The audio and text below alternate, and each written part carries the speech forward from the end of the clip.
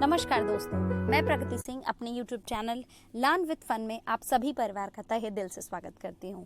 और आज मैं आपके सामने हाजिर हूं। सामाजिक अध्ययन हमारा टारगेट है सीटेट 2020 का प्रीवियस ईयर पेपर 2019। ये लकी बहुत पेपर था क्योंकि ये 8 दिसंबर को हुआ था और मैंने भी इस पेपर को दिया था एंड आई क्वालिफाइड इट। अब देखिए, फटाफट रिवीजन के सीरीज में हम लोग चीज़ों को है याद करते चलेंगे। इसके 2 पार्ट मैंने बनाए हैं, पार्ट 1 और पार्ट 2। पार्ट 1 में मैंने 30 क्वेश्चन लिए हैं, देन पार्ट 2 में है वो रिमेनिंग 30 क्वेश्चन है।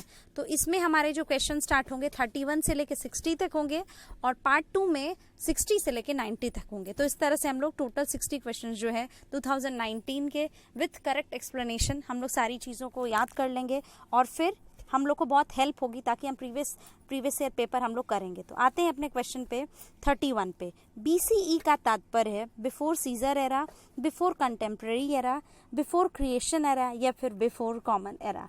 जिसने भी NCERT पढ़ा है, मैंने जितने भी वीडियोस बनाए तो वो इसका आंसर दे देंगे। इसका जो राइट आंसर है वो 4th है, यानी 31 का 4th।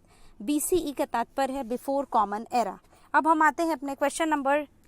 तो ये सारी छोटी ये जो इसमें जितने भी क्वेश्चंस दिए हुए हैं उनका यही है प्रीवियस ईयर का कि हम लोग को क्या होता है, प्रैक्टिस हो जाती है। तो जो जितने भी कंटेंट हम लोग ने पढ़े हुए हैं वो भी बहुत अच्छे से हम लोग सारी चीज़ों को सॉल्व कर लेते हैं। प्लस हम लोग को अब ये नहीं देखना रहता है कि अब क्वेश्चंस कैसे आएंगे, क्योंकि इसी ऐसे ही बेस्ड क्वेश्चंस आते हैं। तो मेरी उम्मीद है कि ये जो मेरी पहल है, आप लोग को जो एफर्ट है वो बहुत अच्छा लगेगा कि हम लोग छोटी छोटी जितने भी कंटेंट पढ़ लिया, पेडागॉजी पढ़ लिया, देन अब ये प्रीवियस ईयर कर रहे हैं तो ये बहुत हेल्पफुल होगा। आते हैं अपने सेकेंड क्वेश्चन पे, यानी 32 पे। हम आज कैसे जानते हैं कि पूरा पाषाण युग में भारत में शुतुरमुर्ग होते थे।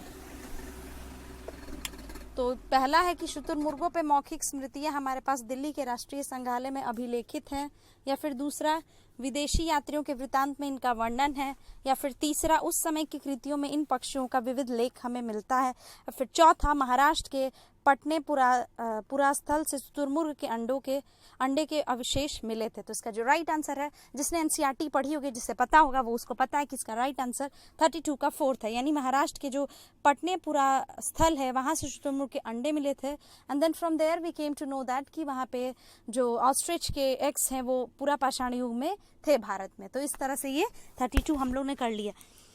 बहुत जरूरी है आप लोग करिए। 33 है कि हड़प्पा सभ्यता का पतन कैसे हुआ। ये भी NCERT की एक एक लाइन मैंने पढ़ाई है।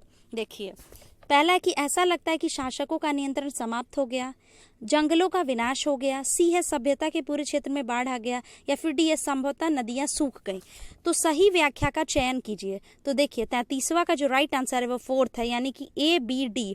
A ऐसा लगता है कि शासकों का नियंत्रण समाप्त हो गया, B है जंगलों का विनाश हो गया, और D है संभवतः नदी सूख गई। 33 का 4th आंसर है। जो ये C है ना, सभ्यता के पूरे क्षेत्र में बाढ़ आ गई थी, ये गलत है, क्योंकि सभ्यता के कुछ क्षेत्र में बाढ़ आई थी, पूरे क्षेत्र में बाढ़ नहीं आई थी। इसीलिए इसका जो राइट आंसर है वो 4th है, यानी A, B और D जो है वही इसका करेक्ट आंसर है। तो आप NCERT पढ़ेंगे तो आपको चीज़ें पता रहेंगी कि ये स्टेटमेंट सही है, ये स्टेटमेंट सही नहीं है। 34 पे आते हैं कि महायान बौद्ध धर्म के अंतर्गत। ओके, बहुत अच्छा क्वेश्चन है। इसका रिसेंट वीडियो मैंने डाला था। बौद्ध तत्वों को नहीं स्वीकारा गया क्योंकि उन्हें अभी भी ज्ञान प्राप्ति करना बाकी था। बिल्कुल नहीं स्वीकारा गया, तो ये गलत है। मूर्ति कला के केंद्रों के रूप में मथुरा एवं तक्षशिला का पतन हुआ। नहीं, ऐसा नहीं था ये, बल्कि बहुत अच्छा था, पतन नहीं हुआ था। मूर्तियों में बुद्ध की उपस्थिति सिर्फ कुछ संकेतों के माध्यम से दर्शाई गई। बिल्कुल नहीं। फिर बुद्ध की प्रतिमाएं जो है वो बनाई जाने लगी। तो देखिए, बोल रहा है कि धर्म के अंतर्गत कौन आता है, तो जो 34th का है उसका 4th आंसर क्या होगा। क्यों? क्योंकि ये सारे स्टेटमेंट जो है वो 1st, 2nd, 3rd वो स्टेटमेंट गलत है, बस इसमें 4th स्टेटमेंट ही सही है। तो ये 34 का जो वो 4th आंसर होगा। तो इस तरह से हम लोग क्वेश्चन कर लिए। आते हैं अपने नेक्स्ट क्वेश्चन पे 35 पे कि खिलजी और तुगलक वंश के अंतर्गत प्रशासन और समयकेन के संदर्भ में सही क्या है। दिल्ली से बंगाल जैसे सुदूर प्रांतों का नियंत्रण कठिन था, या अलाउद्दीन खिलजी और मोहम्मद तुगलक गंगा के मैदानी इलाकों पे जोर जबरदस्ती अपना अधिकार लंबे समय तक रख पाए, या फिर उपमहाद्वीप का काफ़ी बड़ा हिस्सा दिल्ली के सुल्तानों के अधिकार में रहा, या फिर 4th है कि गंगा के मैदानी इलाकों के घनी जंगलों वाले क्षेत्र को पहली बार बैठा गया। बैठा गया। तो इसका जो है 35 का आंसर है वो फर्स्ट है, यानी कि दिल्ली से बंगाल जैसे सुदूर प्रांतों का नियंत्रण जो कठिन था, इसीलिए खिलजी और तुगलक वंश के जो अंतर्गत जो प्रशासन थे और समकेन के संदर्भ में यही चीजें सही है कि उसका एडमिनिस्ट्रेशन जो था वो दूर हो जा रहा था दिल्ली से बंगाल जैसे प्रांतों से। आते हैं अपने 36 क्वेश्चन पे कि जनजातीय लोगों के इतिहास के पुनर्निर्माण में निम्न में से कौन सा कथन गलत है। तो ये आप जब गलत पूछते हैं ना तो ये बहुत ध्यान से करना चाहिए, क्योंकि इंसान कभी कभी सही मार देता है, वो सोचता है गलत है। देखिए कि जनजातीय लोगों ने समृद्ध रीति रिवाज और मौखिक परंपराओं का संरक्षण किया। जनजातीय समाज अपनी विविध किस्म की जरूरतों के लिए एक दूसरे पर निर्भर रहा। यह समकालीन इतिहासकार और मुसाफिरों ने जनजातियों के बारे में बहुत कम जानकारी दी। या फिर फोर्थ है, अधिकांश जनजातीय समूह ने लिखित दस्तावेज रखा है।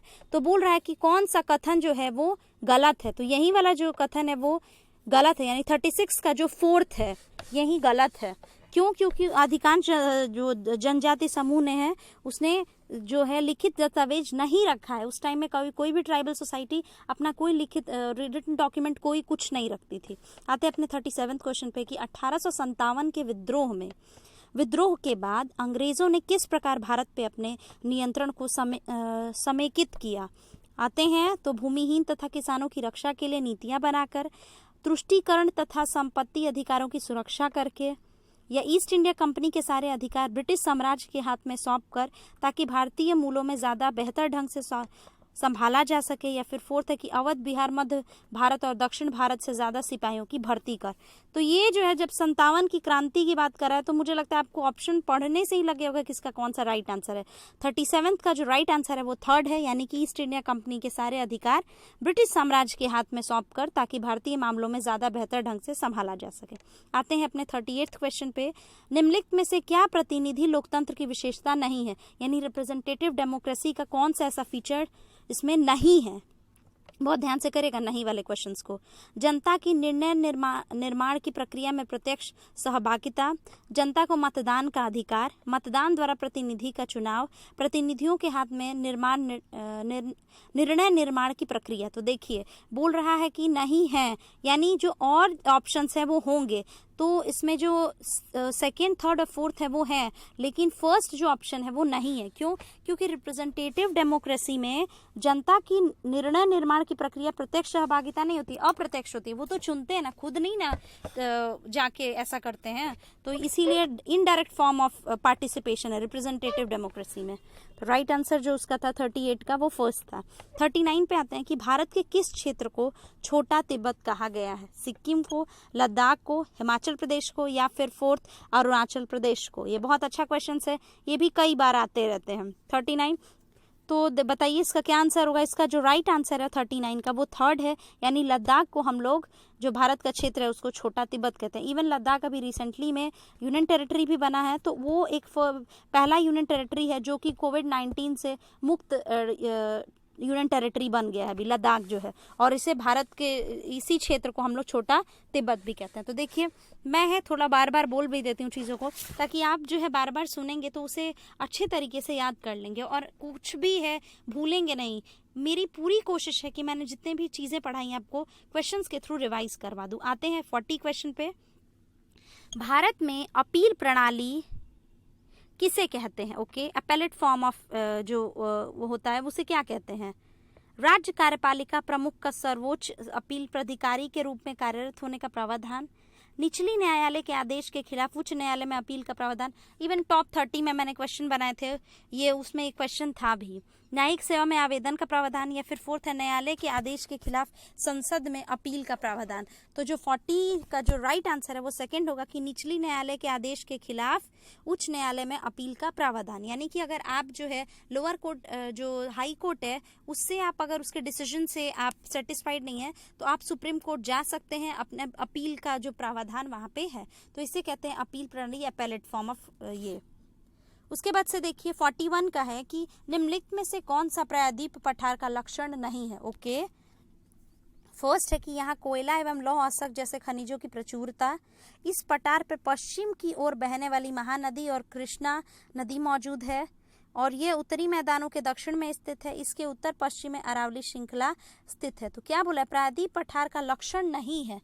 पेनिनसुलर प्लेट्यू का जो है कैरेक्टरिस्टिक्स नहीं है। तो देखिए इसका जो है वो राइट आंसर है 41 का सेकंड है, यानी कि इस पठार पर पश्चिम की ओर बहने वाली महानदी और कृष्णा नदियां मौजूद है। बताइए आप कि जो महानदी और कृष्णा है वो किधर बहती हैं? वो बे ऑफ बंगाल में बहती हैं। तो वो तो ईस्ट में बह गई ना, तो कैसे वो पश्चिम में बह गई? वेस्ट में तो बहती नहीं है। अरब सागर में तो, अरेबियन सागर में तो गिरती भी नहीं है। तो इस तरह से ये जो नहीं है, लक्षण नहीं है, वो सेकेंड है, 41 का सेकेंड। आते हैं 42 पे कि निम्नलिखित में से कौन सा कथन अफ्रीका के बारे में सही है। अगर आपने ज्योग्राफी के सीरीज मेरे फॉलो किए होंगे तो उसमें मैंने सारे कॉन्टिनेंट्स भी पढ़ाए थे, तो आप इसका आंसर दे लेंगे। देखिए 42 बोल रहा है कि अफ्रीका के बारे में सही है। तो गोबी मरुस्थल इस महाद्वीप में स्थित है। इसके पश्चिम में यूराल पर्वत है जो इसे एशिया से अलग करता है। अफ्रीका का बहुत बड़ा भाग दक्षिणी गोलार्ध में स्थित है। यह एक ऐसा महाद्वीप है जिससे होकर कर्क, विषुवत एवं मकर रेखाएं गुजरती हैं। बहुत अच्छा क्वेश्चन है, बहुत बहुत अच्छा क्वेश्चन है और वेरी वेरी इंपॉर्टेंट भी है। देखिए इसका जो राइट आंसर है वो फोर्थ ऑप्शन होगा। क्यों? क्योंकि यही एक एशिया के बाद सेकेंड लार्जेस्ट कॉन्टिनेंट है जिससे tropic of cancer, Capricorn, equator तीनों होके गुजरती है। और अगर एशिया अफ्रीका की बात की जाए तो अफ्रीका के मोस्ट ऑफ द पार्ट है वो नॉर्दर्न हेमिस्फीयर में आते हैं। 43 क्वेश्चन पे आते हैं कि भारत के दक्षिण भागों विशेषकर तमिलनाडु और आंध्र प्रदेश में शरद ऋतु में वर्षा होती है। क्योंकि ये भी मैंने चैप्टर पढ़ाया हुआ है क्लाइमेट में कि कैसा होता है, इंडिया में कैसा क्लाइमेट होता है। तो सारी चीज़ें हैं कि पवन बंगाल की खाड़ी से अरब सागर की तरफ बहती है, पवन स्थल भागों से लौटकर अरब सागर की ओर बहती है, पवन स्थल भागों से लौटकर बंगाल की खाड़ी की ओर बहती है, या पवन अरब सागर से बंगाल की खाड़ी की ओर बहती है। तो देखिए 43 का जो होगा वो थर्ड है। इसी को रिट्रेटिंग मानसून जो मैंने पढ़ाया था, आप एक बार नहीं देखे हैं तो उसे ज़रूर देखिएगा, आपको समझ में आ जाएगा। जो लिखा है कि पवन स्थल भागों से लौटकर बंगाल की खाड़ी की ओर बहती है, इसीलिए जो साउदर्न पार्ट्स होते हैं जैसे तमिलनाडु, आंध्र प्रदेश है, तो शरद ऋतु में वर्षा होती है। तो इसका जो राइट आंसर है 43 का वो थर्ड है। एकदम बहुत आसान तरीके से क्वेश्चन है, बहुत अच्छे अच्छे क्वेश्चन है। ये देखिए निम्नलिखित में से कौन भ्रंशोत पर्वत है? भ्रंशोत पर्वत है यानी कि ब्लॉक माउंटेन्स है। यूराल है, वासजेस पर्वत है, हिमालय पर्वत है, या अपलेशियन पर्वत है। तो इसका जो राइट आंसर होगा 44 का जो है वो सेकंड होगा, वासजेस पर्वत। ये भी एनसीईआरटी का एकदम खूबहू वही लाइन है, वही आई हुई है। देखिए मैं आपको बता दूं फर्दर के लिए जो यूराल पर्वत है वो यूरोप और एशिया को अलग करता है। अब देखिए, और अपलेशियन जो पर्वत है वो जो ये हमारा हिमालय पर्वत फोल्ड माउंटेन है। अपलेशियन जो पर्वत है वो हमारा कहाँ स्थित है? वो हमारा नॉर्थ अमेरिका में स्थित है, इवन रॉकी माउंटेन्स भी। तो आप जो है मैं जो है आंसर भी बताते चल रही हूँ, उसके एक्सप्लेनेशन भी कुछ एक्स्ट्रा है वो भी, ताकि आप चीज़ों को याद रखें और बहुत आपकी हेल्प हो। मेरी पूरी पहल है कि आप बहुत अच्छा करें। देन आते हैं अपने 45 पे कि कथन ए, पृथ्वी से हमें चंद्रमा का केवल एक ही भाग दिखाई पड़ता है। ओके। कथन बी है कि चंद्रमा पृथ्वी का एक चक्कर लगभग 27 दिन में पूरा करता है और लगभग इतने ही समय में वो अपने अक्ष पर एक चक्कर भी पूरा करता है। तो नीचे दिए गए विकल्प में से सही विकल्प का चयन कीजिए। ऐसे क्वेश्चंस बहुत आए हुए हैं, देखिए आया भी है। तो दिया हुआ कि ए सही है परंतु बी गलत है, ए गलत है परंतु बी सही है, ए और बी दोनों सही है और बी सही व्याख्या है ए की, या फिर ए और बी दोनों सही है परंतु जो बी है सही व्याख्या नहीं है ए की। बताइए 45 का जो राइट आंसर होगा वो थर्ड होगा, यानी कि ए और बी दोनों स्टेटमेंट सही है लेकिन जो बी है वो ए का सही एक्सप्लेनेशन नहीं है। क्या दिया होता है बी को? एक बार फिर से आते हैं कि तो इस तरह से आप चीज़ों को पढ़ते रहिए। अब आते हैं अपने 46वें क्वेश्चन पे, 46 पे कि कायांतरित शैल के बारे में दिए गए ए, बी और सी कथनों पर विचार कीजिए और सही विकल्प का चयन कीजिए। अग्नेय और अवसादी शैल उच्च ताप और दाब के प्रभाव में कायांतरित शैल में परिवर्तित हो जाती हैं। बी है कायांतरित शैल उच्च ताप और दबाव में पिघलकर द्रवित मैग्मा बनते हैं। सी है संगमरमर एक कायांतरित शैल है। तो बोल रहा है कि बताइए कि क्या इसमें से स्टेटमेंट सही है। तो जो 46 का जो राइट आंसर होगा वो ए होगा, यानी कि ए, बी, सी तीनों ही सही है कायांतरित शैल के बारे में। तो देख लीजिए कितना अच्छा, आपको याद भी हो जाएगा कि इसके क्या क्या फीचर्स हैं कि अग्नेय और अवसादी शैल उच्च ताप और दाब के प्रभाव में कायांतरित शैल में परिवर्तित हो जाता है। दूसरा है कि संगमरमर, अगर एग्जाम्पल पूछता है तो संगमरमर जो है एक कायांतरित शैल का एग्जाम्पल है। आते हैं अपने 47वें क्वेश्चन पे, वो है कि अंतरिक्ष से प्रवेश करने वाले उल्का पिंड वायुमंडल के किस परत में आने पर जल जाते हैं। बहुत अच्छा क्वेश्चन है, एक छोटा सा ट्रिक निमोनिक है, आपको याद हो जाएगा। पहला है कि बहिर्मंडल, दूसरा है समताप मंडल, तीसरा है मध्य मंडल, या चौथा है बाह्य वायुमंडल। तो देखिए बोल रहा है कि उल्कापिंड वायुमंडल के किस परत में आने पे जल जाते हैं, तो इसका जो राइट आंसर है वो थर्ड है, यानी कि मध्यमंडल। क्या बोल रहा है, तो देखिए आपने उमा नाम सुना है, उमा रमा, जब हम लक्ष्मी जी की आरती करते हैं तो उसमें होता है ना, उमा रमा ब्रह्माणी तुम ही जगमाता, उसी में से उमा ले लीजिए। उ मने उल्कापिंड, म मने मध्यमंडल। तो उमा जब भी आएगा कि उल्कापिंड जो है वो किसमें है, तो वो मध्यमंडल में, यानी कि उमा। बस एक वर्ड याद करना है उमा, और इससे आपका क्वेश्चन हो जाएगा। मेरी पूरा प्रयास रहता है कि आप लोग बहुत अच्छा करें। आते हैं अपने 48 क्वेश्चन पे कि ऋतु प्रवास जुड़ा हुआ है एक छोटे घर के पौधे रखने का कृत्रिम आहता से, ऐसे स्थान जहां बस्तियां विकसित होती हैं, या लोगों के आवागमन से, या घरों की पास बसावट से। देखिए 48 का जो राइट आंसर है वो है थर्ड, माने लोगों के आवागमन से, उसे हम ऋतु प्रवास कहते हैं। ऋतु प्रवास इसी से जुड़ा है, लोगों के आवागमन से। तो ये था 48 क्वेश्चन। इसमें 60 तक है तो बहुत ज्यादा क्वेश्चंस भी नहीं है, 30 करके हम लोग पढ़ लेंगे आराम से। और आप लोग प्लीज कमेंट करके मुझे बताइएगा आप लोगों को कैसा लगा, अपने रिमार्क्स दीजिएगा, लाइक कीजिएगा, शेयर कीजिएगा, और बहुत अच्छे से आप इन सारे वीडियोस को देखिएगा, बहुत अच्छा आप करेंगे। आप प्रीवियस ईयर देख के जाएंगे, कंटेंट अगर आपने मुझे देख लिया तो आप बहुत अच्छा करके जाएंगे। आते हैं 49 क्वेश्चन पे।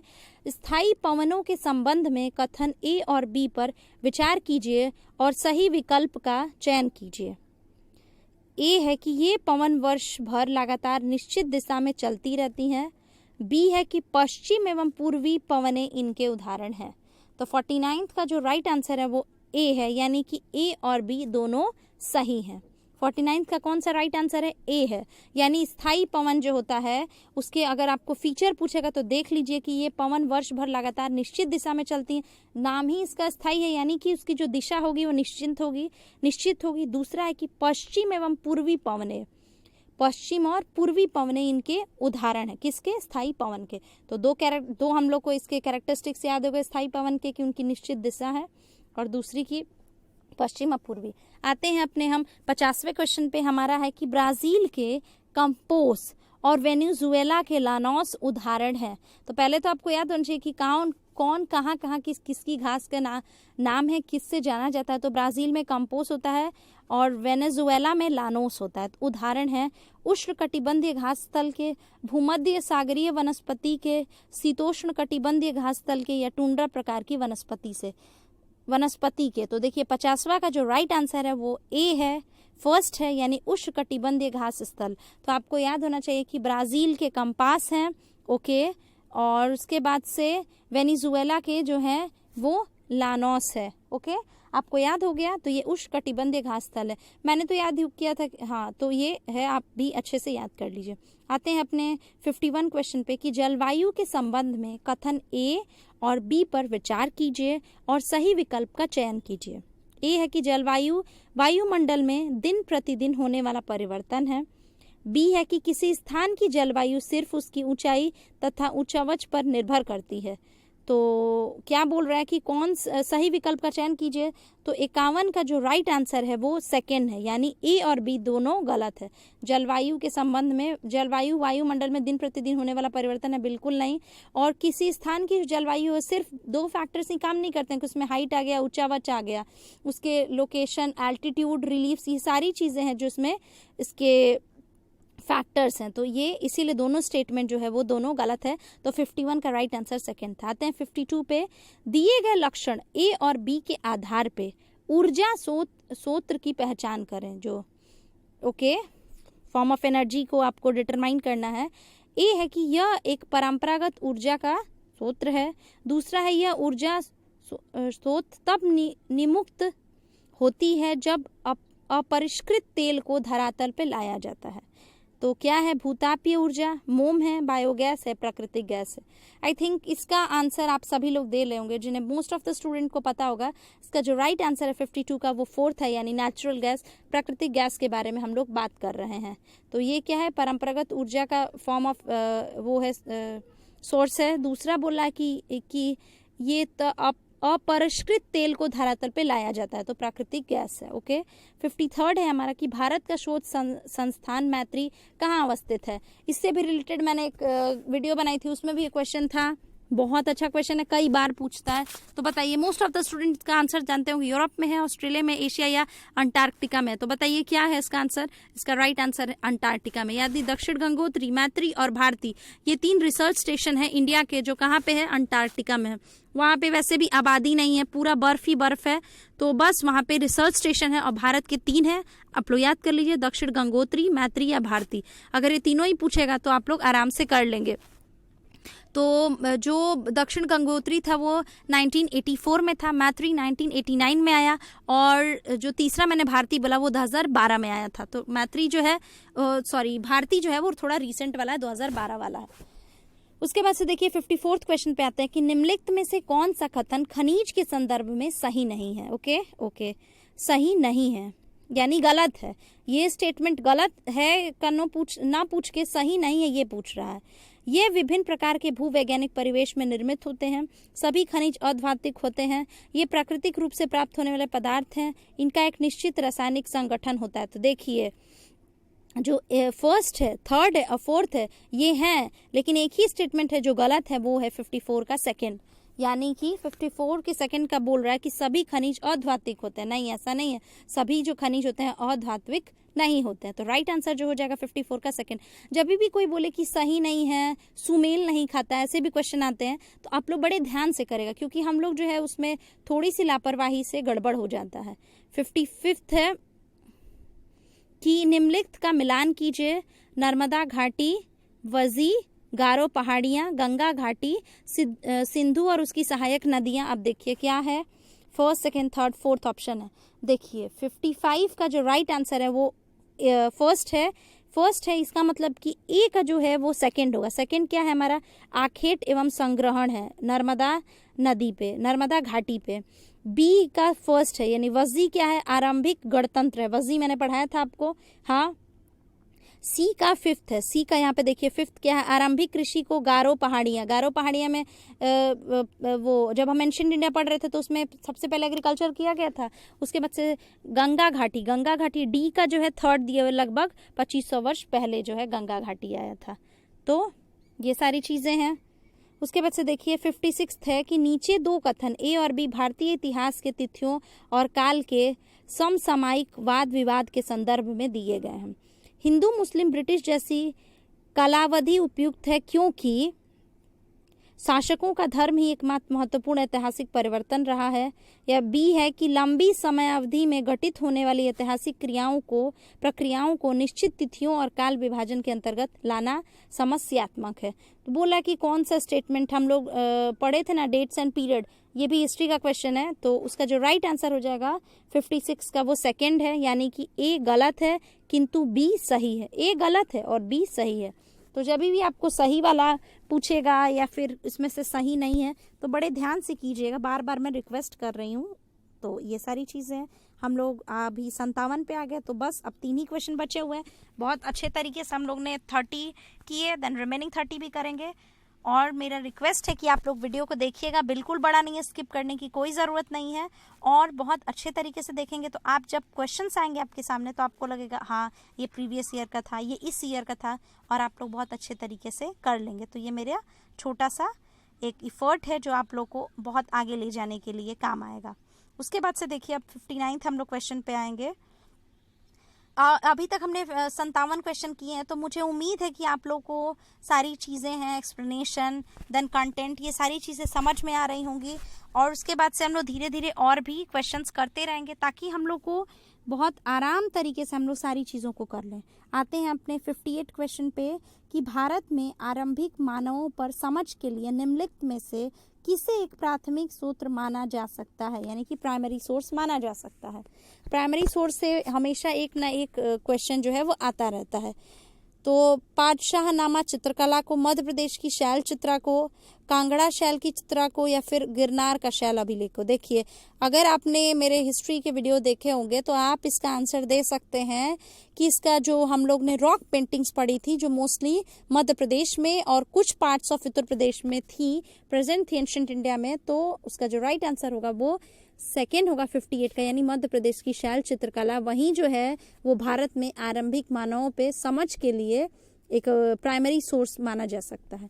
आते हैं अपने 59th क्वेश्चन पे कि ब्रिटिश काल से पहले बच्चों को पढ़ाया जाता था साल भर फसल की कटाई के समय छोड़कर, जब वे खेतों में काम करते थे, वार्षिक परीक्षा के माध्यम से मूल्यांकन के लिए सरकारी संस्थानों में या निश्चित फीस लेकर। देखिए बहुत, ये तो आप लॉजिक से कर लेंगे, मतलब कि जब ब्रिटिश काल था तो उसमें तो पढ़ने वाली तो कोई बात ही नहीं थी कि वहाँ पे टाइम टेबल था, देन कोई मूल्यांकन होता था या फिर एक निश्चित फीस लेके। तो सेकंड, थर्ड, फोर्थ ये ऑप्शन ही काट दिए। बस एक बचा, क्या है कि वो लोग साल भर जो है बच्चों को पढ़ाया जाता था, सिर्फ फसल की कटाई के समय जो सब छोड़ के है, जब वो खेतों में काम करते थे तब उनको नहीं, मतलब वो तब काम करते थे, पढ़ नहीं पाते थे बस। तो ये तो ब्रिटिश काल से पहले बच्चों को ऐसे पढ़ाया जाता था। उसके बाद से देखिए 60th क्वेश्चन है और हमारा ये 60वां क्वेश्चन लास्ट क्वेश्चन है, तो आप लोग बहुत खुश हो जाइए। ये है कि नीचे दो कथन ए और बी 18वीं व 19वीं शताब्दी में यूरोप में राष्ट्र राज्यों के उदय संदर्भ में। कथन ए बोलता है कि 18वीं शताब्दी तक यूरोप के लोग स्वयं को राष्ट्र राज्य के रूप में देखते थे। कथन बी बोलता है कि प्रारंभिक 19वीं शताब्दी में लोगों को यह बोध कराया गया कि प्रत्येक भाषी समुदाय एक अलग राष्ट्र था। ओके, तो ऑप्शंस हैं कि ए सही है किंतु बी गलत है, दूसरा है कि ए गलत है किंतु बी सही है, और तीसरा है हमारा ए और बी दोनों सही है तथा ए की सही व्याख्या बी है, या फिर चौथा ए और बी दोनों सही है किंतु ए की सही व्याख्या बी नहीं है। तो जो 60वें का जो राइट आंसर है वो सेकंड ऑप्शन होगा। So that's all for today. I hope आप लोग को मेरे सारे कंटेंट, सारी चीज़ें पसंद आई होंगी। तो लाइक कीजिएगा, जितना ज़्यादा हो शेयर कीजिएगा, मेरे चैनल को सब्सक्राइब कीजिएगा अगर आप नए हैं तो। और ये मेरा सेल्फ कॉन्फिडेंस कह रहा है, और ये भी बात है, मेरे एक्सपीरियंस है इतने ज़्यादा कि मैं आपको मतलब अपने इतने पूरी कोशिश है कि मैं सारी चीज़ें आपको शेयर करूं, ताकि आप जो हैं, जो मुझसे गलती हुई थी मेरे टाइम में और मुझे कोई उतना गाइड करने वाला नहीं था, तो वो चीज़ें आपसे ना हो और मैं आपको गाइड करूं, ताकि आप जो है बहुत अच्छा स्कोर कर सकें। और हम लोग कुछ पेडागॉजी के क्वेश्चन, और ईवीएस तो है नहीं इसमें, तो बच गया हिंदी और इंग्लिश, वो भी कुछ ना कुछ डिस्कस कर लेंगे, ताकि आप लोग जो है अच्छे से पेपर में करें और बिंदास तरीके से अपना पढ़ाई करते रहिए।